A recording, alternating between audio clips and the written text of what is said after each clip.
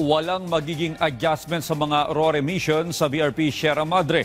Ayon sa National Maritime Council, umiiral pa rin ang provisional understanding sa pagitan ng Pilipinas at ng China. Yan ang ulat ni Patrick De Jesus. Walang magiging pagbabago sa provisional understanding sa pagitan ng Pilipinas at China sa BRP Sierra Madre.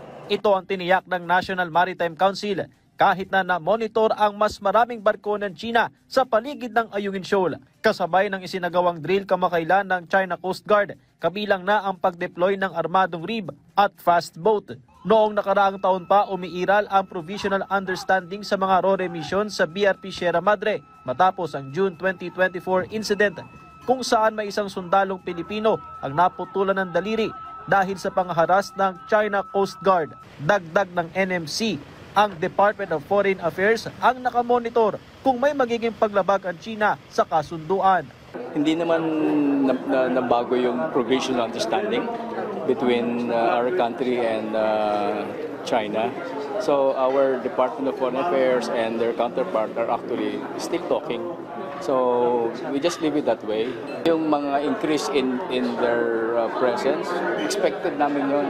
It will be a reaction on their part kasi it's a big embarrassment on their part. So they want to face it and how to twist narratives again para ipakita nila na they're still in control. Hindi naman na namataan ang PLA Navy Warship 164 sa West Philippine Sea mula nang mangyari ang insidente ng pagbangga nito sa China Coast Guard Vessel 3104 sa Scarborough Shoal, gaya ng nasirang barko ng China Coast Guard na kasalukuyang nasa naval base ng Hainan Province sa China. Posibleng sumailalim din sa repair ang naturang PLA Navy Warship ayon sa NMC.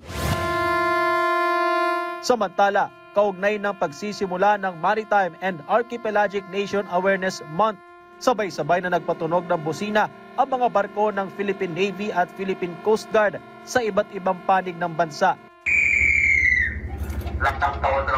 At itinaas din ang watawat ng Pilipinas. Sa nagpapatuloy naman na laban para sa karapatan ng bansa sa West Philippine Sea, isa rin sa hamon ang mga maling impormasyon na ipinakakalat ng China. Kaya naman patuloy na ipinatutupad ng kasulukuyang administrasyon ang Transparency Initiative para mas maging mulat ang mga Pilipino sa usapin ng WPS at matiyak na magpapatuloy hanggang sa mga susunod na henerasyon ang kahalagaan nito. They manipulate narratives and they twist facts, attempting to create confusion among our citizens. But let me be clear. Disinformation and misinformation will not shackle our spirit. We must rally together, standing one, shoulder to shoulder. Ang laban ng West Philippine Sea will never end in 2028. Ito ay hindi lamang laban ng Coast Guard, ng Armed Forces of the Philippines at ng National Maritime Council. Ito ay laban nating lahat bilang Pilipino at ito ay ipapamana natin sa susunod na saling lahi ng Pilipino. Patrick De Jesus para sa Pambansang TV sa Bagong Pilipinas.